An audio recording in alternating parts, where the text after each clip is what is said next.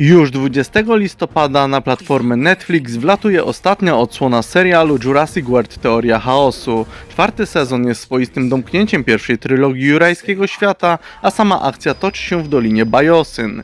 Finałowy zwiastun dostarczył nam potwierdzenia, że w sezonie zobaczymy Rexy, która bez wątpienia jest ikoną marki, ale czy będzie to jedyny tyranozaur, jakiego zobaczymy?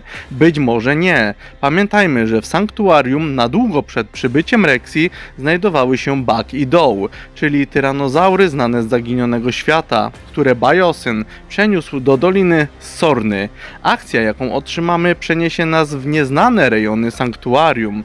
Niewykluczone jest, że obecność trzech tyranozaurów w końcowych scenach Dominion nie była tylko efektem wow. Jednak czy twórcy Teorii Chaosu wykorzystają ten fakt i dadzą nam finał godny ostatecznego zakończenia pierwszej trylogii Jurassic World? Przekonamy się już 20 listopada.